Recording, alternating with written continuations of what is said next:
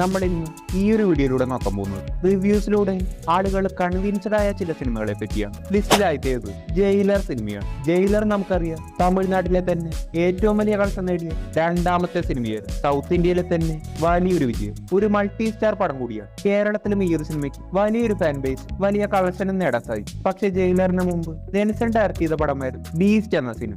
ഈ ഒരു സിനിമ ഒരു ഫ്ലോപ്പ് ആയിരുന്നു. മാത്രവുമല്ല KGF 2മായി ക്ലാഷ് റിലീസ് ആയിരുന്നു. KGF 2 നമുക്കറിയാം ആ വർഷത്തെ തന്നെ ഏറ്റവും ഹൈപ്പിൽ വന്ന വലിയൊരു വിജയം നേടിയ സിനിമയാണ്. ഇതുകൊണ്ട് ബീസ്റ്റ് സിനിമ പ്രതീക്ഷിച്ചത്ര വിജയം നേടി.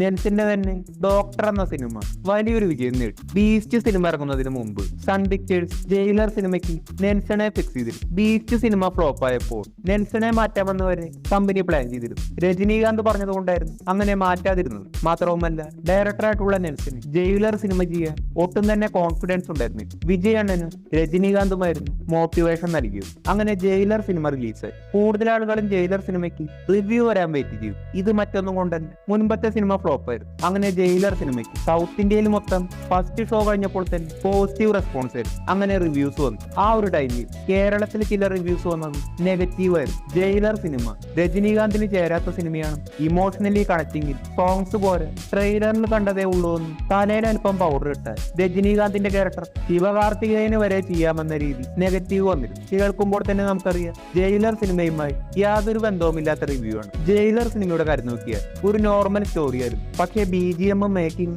ഓരോ സ്റ്റാർസിനെയും പെർഫെക്റ്റ് ആയി പ്രസന്റ് ചെയ്തു. ഈ ഒരു സിനിമ ആ വർഷത്തെ തന്നെ ഒരു മാസ് തിയേറ്റർ എക്സ്പീരിയൻസ് ആയിരുന്നു. സൗത്ത് ഇന്ത്യക്ക് മുഴുവനായി ഒരു ട്രീറ്റ് തന്നെയായിരുന്നു ജയിലർ സിനിമ. പേട്ട സിനിമയ്ക്ക് ശേഷം രജനീകാന്തിന്റെ ഫാൻസിനും വർഷങ്ങൾക്ക് ശേഷം ലാലേട്ടൻ ഫാൻസിനും ശിവരാജ് കുമാർ ഫാൻസിനും ഒരേപോലെ സാറ്റിസ്ഫൈ ചെയ്ത മാസ് എക്സ്പീരിയൻസ് ആയിരുന്നു ജയിലർ. സിമ്പിൾ സ്റ്റോറി ലൈൻ ആയിരുന്നു, പക്ഷെ എങ്ങനെ പ്രസന്റ് ചെയ്തു എന്നതിലായിരുന്നു കാര്യം. എങ്ങനെയാണോ രജനീകാന്തിന് ആളുകൾക്ക് കാണേണ്ടത് അതുപോലെ തന്നെ പ്ലേസ് ചെയ്തു. ഈ ഒരു സിനിമയിൽ രജനീകാന്തിന്റെ ക്യാരക്ടർ ശിവകാർത്തികേയനല്ല, രജനീകാന്തിനല്ലാതെ തമിഴ്നാട്ടിൽ നിന്ന് മറ്റാർക്കും ചെയ്യാൻ കഴിയില്ല. ഈ ഒരു സിനിമയിൽ പവർഫുൾ ആയ ഒരു ക്യാരക്ടറാണ്. മാത്രവുമല്ല ഒരു ഭാഗത്ത് ലാലേട്ടൻ, മറുഭാഗത്ത് ശിവരാജ് കുമാർ, വലിയ സ്ക്രീൻ പ്രസൻസ് ഉള്ള രണ്ട് വലിയ സ്റ്റാറുകൾ. ഇവരോടൊപ്പം പിടിച്ചു നിന്ന് മെയിനായി നിൽക്കണമെങ്കിൽ അത്രയും സ്ക്രീൻ പ്രസൻസ് ഉള്ള ഒരു 1.5 സ്റ്റാർ ആയിരിക്കും. തമിഴ്നാട്ടിൽ ഇതിന് ഏറ്റവും മാച്ചിങ് ഈ ഒരു സൂപ്പർ സ്റ്റാർ ആയ നമ്മുടെ രജനീകാന്ത് തന്നെ. ഇനി വില്ലന്റെ കാര്യം നോക്കിയാൽ കേരളത്തിലും തമിഴ്നാട്ടിലും വൈറലായ ഒരു മാസ് വില്ലൻ. അങ്ങനെ എല്ലാം കൊണ്ട് ജയിലർ ഫിലിം ആ വർഷത്തെ തന്നെ ഏറ്റവും കൂടുതൽ കളക്ഷൻ കിട്ടിയ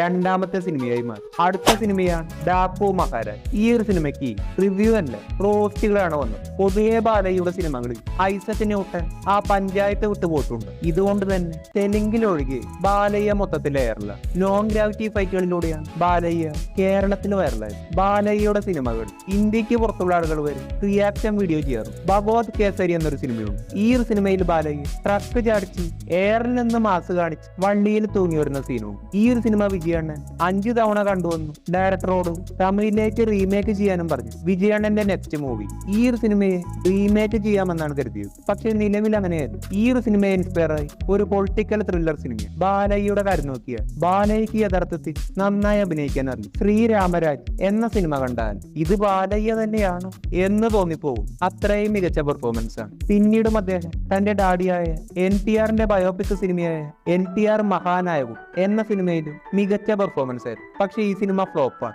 ഇതുകൊണ്ടാണ് ബാലയ്യ മാസ് മസാലയിലേക്ക് പോകുന്നത്. കൊറോണയ്ക്ക് ശേഷം ബാലയ്യ സിനിമകൾക്ക് സ്ക്രിപ്റ്റ് സെലക്ഷൻ ബാലയ്യയുടെ മകളാണ്. ഇതുകൊണ്ട് തന്നെ മാസ് മസാലയോടൊപ്പം കണ്ടന്റ് ഓറിയന്റായ സിനിമകളാണ് നിലവിൽ ബാലയ്യ ചെയ്യുന്നത്. ഡാപ്പു മഹാരാജ് സിനിമ ഒരു കണ്ടന്റ് ബേസ്ഡ് സിനിമയായിരുന്നു. മാത്രവുമല്ല ഈ ഒരു സിനിമയിൽ ഓവറായി മാസ് സീനുകളിൽ അത്യാവശ്യം ഒരു മാസ് മസാലയ്ക്ക് വേണ്ട ആവശ്യത്തിന് സീനുകൾ ആഡ് ചെയ്ത് മികച്ച BGM നൽകി കണ്ടന്റ് ബേസ്ഡ് ആയി നീറ്റായി എടുത്ത ഒരു മാസ് മസാല പടമായിരുന്നു. ആകെ നമുക്ക് റോസ്റ്റ് ചെയ്യാൻ പറ്റുന്നത് ഇതിലെ ഒരു പാട്ടാണ്. മോശം കോറിയോഗ്രഫി.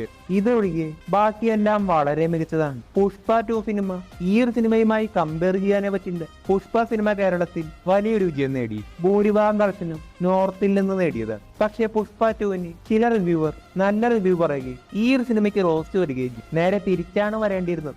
ഈ ഒരു കാര്യവും അന്ന് ട്രോളുകൾക്ക് കാരണം. അടുത്തത് ഭീഷ്മ പർവ്വം സിനിമയാണ്. വർഷങ്ങൾക്ക് ശേഷം മമ്മൂക്കയും അമൻ നീരദും ഒന്നിച്ച സിനിമയായിരുന്നു ഭീഷ്മ പർവ്വം സിനിമ. ഒരു നോർമൽ സ്റ്റോറിയാണ്. മഹാഭാരതം, ഗോഡ് ഫാദർ ഇതിന്റെ എല്ലാം റെഫറൻസ് എടുത്തുകൊണ്ടാണ് ഈ ഒരു സിനിമ ഉണ്ടാക്കിയത്. പക്ഷേ സിനിമയുടെ മേക്കിങ്ങും BGMഉം വളരെ മികച്ചതായിരുന്നു. ഇതിന്റെ ഒപ്പം മമ്മൂക്കയുടെ സ്ക്രീൻ പ്രസൻസ് കൂടിയായപ്പോൾ ഒരു മികച്ച തിയേറ്റർ തിയേറ്റർ എക്സ്പീരിയൻസ് തന്നെയായിരുന്നു ഭീഷ്മ പർവ്വസിനും. പക്ഷേ ഈ ഒരു സിനിമയ്ക്ക് നെഗറ്റീവ് റിവ്യൂ കേരളത്തിൽ വന്നിട്ടു. ഒരു വീട്ടിൽ കുടുങ്ങിക്കിടക്കുന്ന സിനിമയാണെന്നും വളരെ ലാഗാണെന്നും ഫസ്റ്റ് ഹാഫ് യാതൊരു ഇമ്പാക്റ്റും ഇല്ല എന്ന രീതി ഒട്ടും മാച്ചാവാത്ത നെഗറ്റീവ് റിവ്യൂ വന്നിട്ടു. അടുത്തത് നിലവിൽ പുറത്തിറങ്ങിയ പ്രിൻസ് ആൻഡ് ഫാമിലി എന്ന സിനിമ. അടുത്ത കാലത്ത് ഇറങ്ങിയ ദിലീപ് സിനിമകൾ ഭൂരിഭാഗവും ഫ്ലോപ്പായിരുന്നു. ലാസ്റ്റ് ഇറങ്ങിയത് റിപ്പീറ്റ് വാല്യൂ ഉള്ള കോമഡി പടം കിങ് ലെയറോ 2 കൺട്രീസോ ആയി. പിന്നീട് രാമലീല എന്ന സിനിമ വലിയൊരു വിജയം നേടി. പിന്നീട് അങ്ങോട്ട് ഇറങ്ങിയ സിനിമകൾ വലിയൊരു ഫ്ലോപ്പായിരുന്നു. റിപ്പീറ്റേഷൻ ഉള്ളത് കൊണ്ടും കാലത്തിനനുസരിച്ച് മാറാത്തത് കൊണ്ടും പല സിനിമകളും ഫ്ലോപ്പായി. മാത്രവുമല്ല പണ്ട് ദിലീപിന്റെ ഒപ്പം ഉണ്ടായിരുന്നു പവർഫുൾ ആയ കൊമേഡിയൻ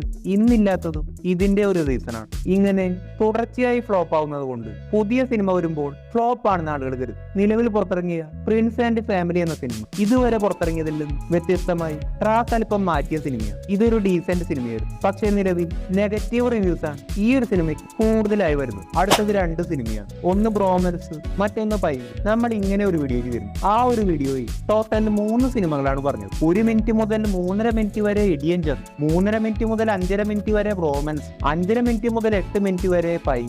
ആകെ മൊത്തം 8 മിനിറ്റ്. ആളുകൾ ഒരു കണക്കിനായിരുന്നു ആ 8 മിനിറ്റ് സിനിമകൾ കണ്ടു. അപ്പോൾ തന്നെ നിങ്ങൾക്ക് മനസ്സിലാക്കാം ഈ സിനിമകളുടെ റേഞ്ച്. ബ്രോമൻസ് സിനിമയിലെ പെർഫോമൻസ് അല്പം ഓവറായി പോയി ആക്ടേഴ്സ് തന്നെ പറഞ്ഞതാണ്. പക്ഷെ ഈ ഒരു പെർഫോമൻസ് അടിപൊളിയായിരുന്നു എന്ന് റിവ്യൂ വന്നത്. ഈ 2 സിനിമയ്ക്കും പോസിറ്റീവ് റിവ്യൂ.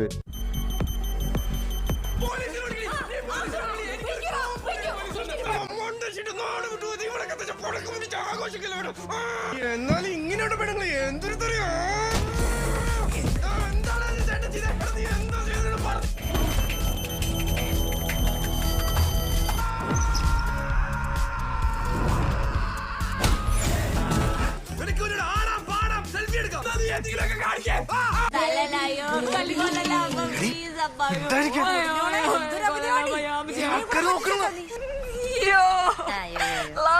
ചേട്ടനോട് ഭയങ്കര ആരാധന.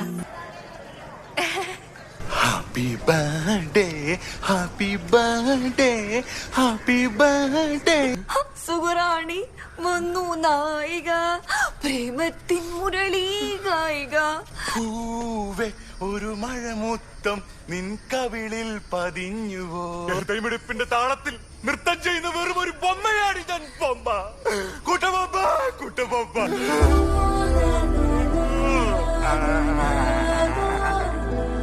ഇതുപോലുള്ള ഗംഭീര വീഡിയോകൾക്കായി ഈ ചാനൽ വീണ്ടും സബ്സ്ക്രൈബ് ചെയ്യുക.